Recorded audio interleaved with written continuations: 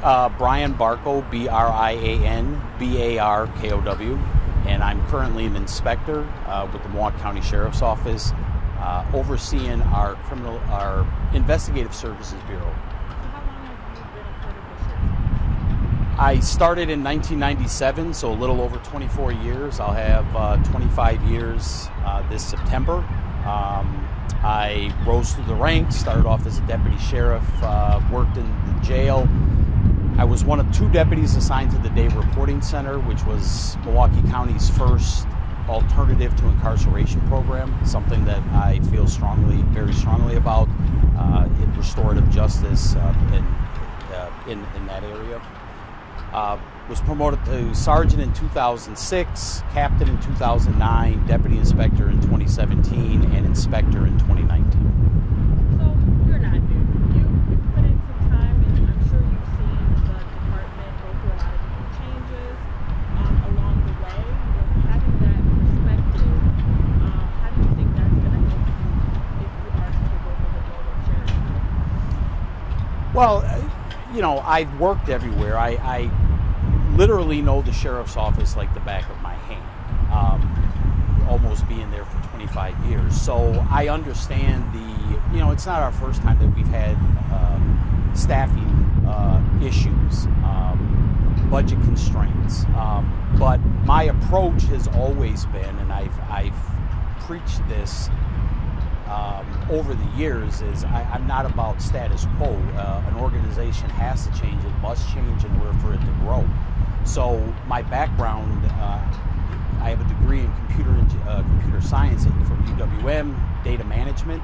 So my philosophy is about data-driven strategies, evidence-based decision-making, community policing, in a way that changes the culture of the organization. So not having deputies, a handful of deputies assigned to a unit, but that in training community policing for all of our recruits, that it becomes woven into our culture.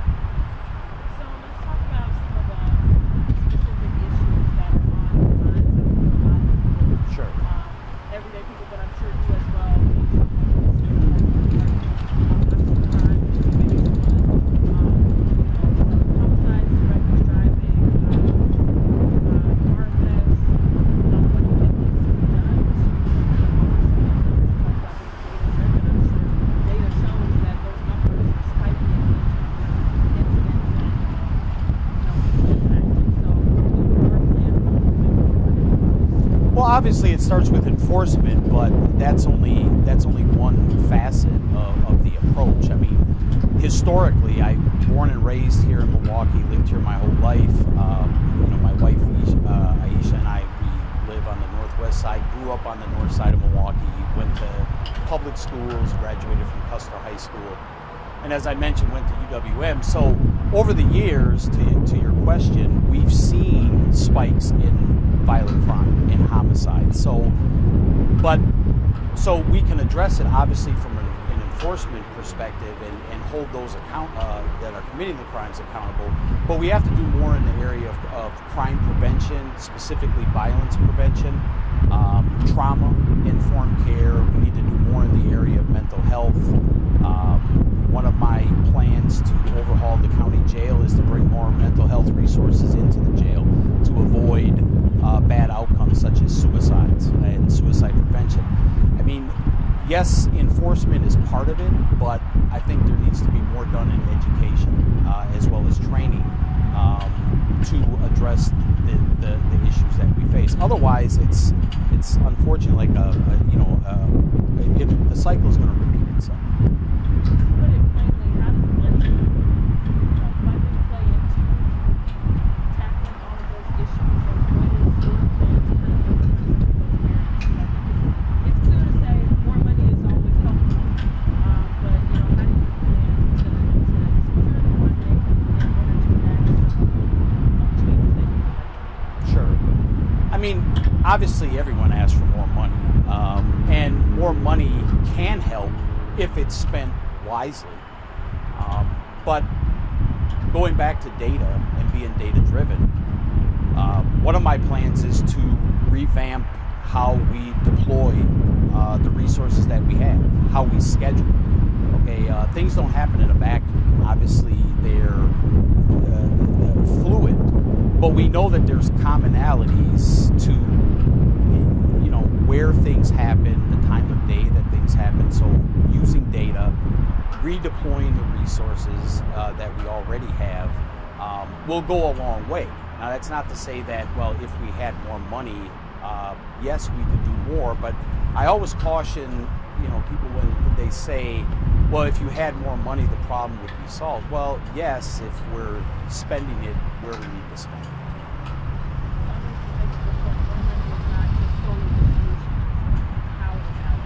Yeah, I mean, in the area of, like I said, prevention, right? Violence prevention, mental health, and using the data that and evidence-based decision making to tackle the problems and hopefully stop the cycle of violence that we see or that we have seen over many decades here in Milwaukee and in Milwaukee County.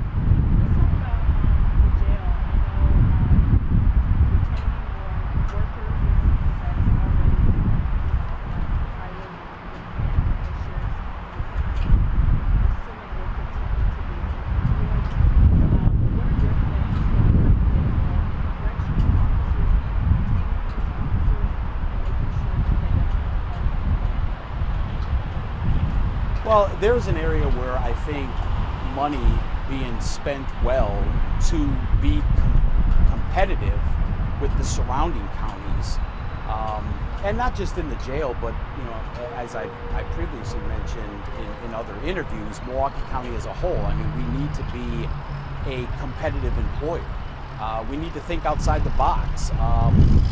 Yes, money.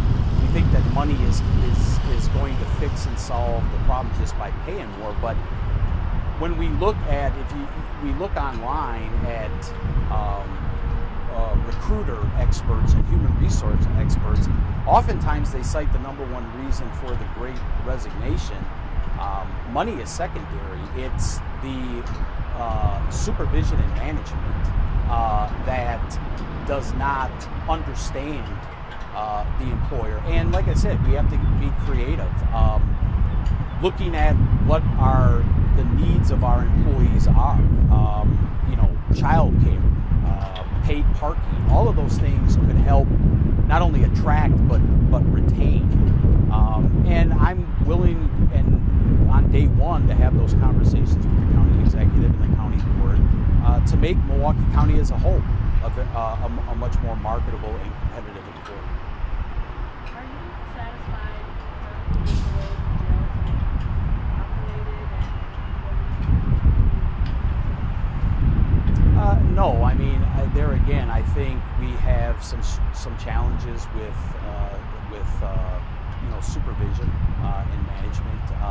Like I said, in my current role, I have people that work on onboarding and doing backgrounds, the background investigations to bring employers in.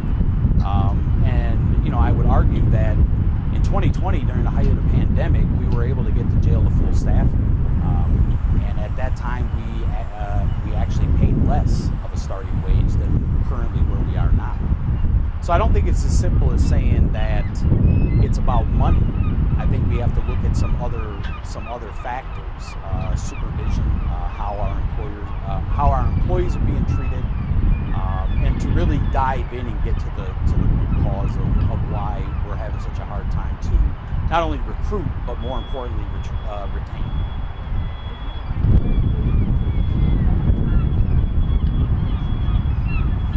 So, I laid out plans that address, the violence, reckless driving, conditions in the jail, but accountability and transparency is something that I was first to come out with as a plan. So, a few things: creating a jail ombudsman program, so like an independent oversight person that can help us address issues and conditions within the jail. I'm the only candidate that has vowed to create the first ever community advisory council that would assist myself as the sheriff and command staff in building those relationships. I think that we need to do more to build the community trust. That is an ongoing thing that is never going to change. Being accountable and transparent, but you can't just say we're going to be accountable and transparent. I have plans to create public-facing dashboards that will share data with community. And then, like I said, using data and using it appropriately so that we're not over-policing communities, especially communities of color, and that we're not under-policing other areas. And we can do that through data-driven community policing strategies.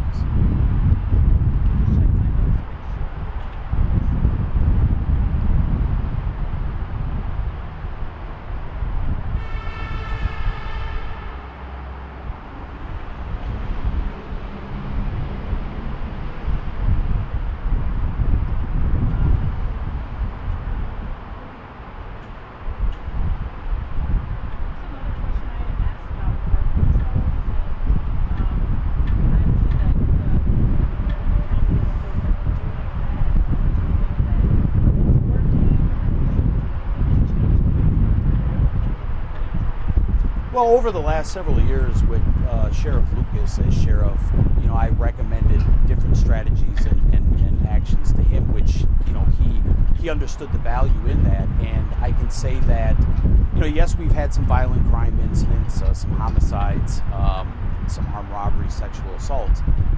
But there again, using data, community policing, intelligence-led policing strategies, we have a very high success rate with successful arrest and convictions, holding those individuals accountable. And like I said, I don't like to live by numbers because you die by numbers, but this year currently we have seen a drop in incidents in the county parks. Unfortunately, I have no wood to knock on, so I might have jinxed myself, and that's through the community engagement, involving and engaging with the community, being targeted in data-driven and deployment strategies, where incidents are happening, when they're happening, using intelligence-led policing to identify those individuals that are committing the crimes and then holding them accountable. So, and the use of technology, cameras, for one, have played a very vital role. Park and walks, the deputies actually getting out of their squads, engaging with the community. During the July 3rd U.S. Bank fireworks event, we handed out suckers, a way to kind of break the ice, build those relationships and bonds with community members, which is something that I would continue to share.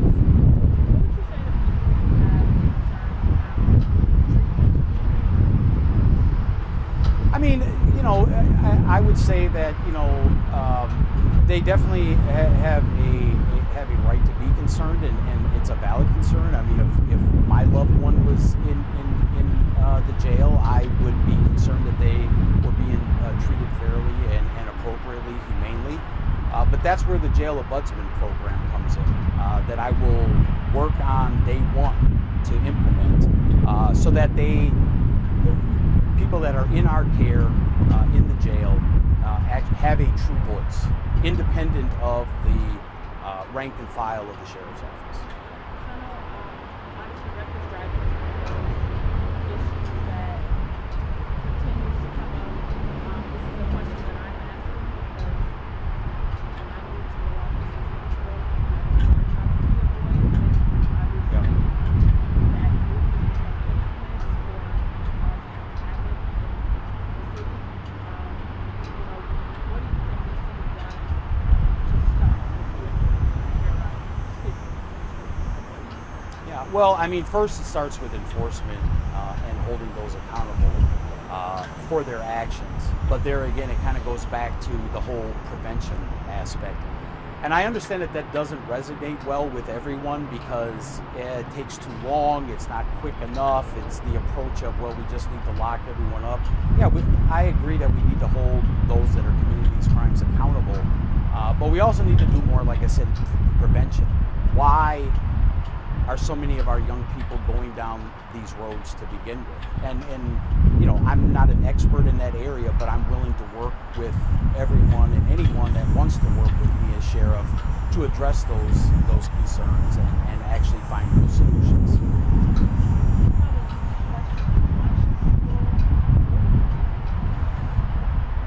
Well, I'm the only candidate that actually has plans to address all these, many of the issues that we discussed.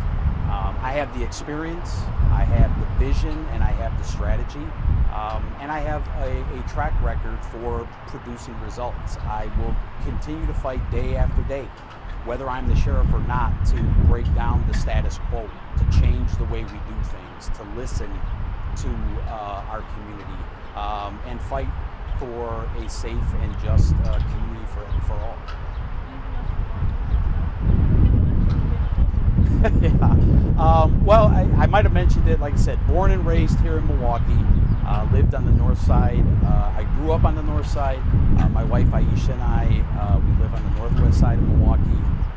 Still have family that lives here in the city, so these issues are personal and they're important to me as well.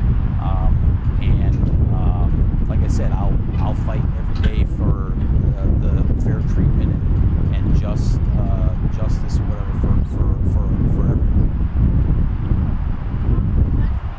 Nice to meet you as well. All right, thank you. You want to shake, or sometimes we fist bump?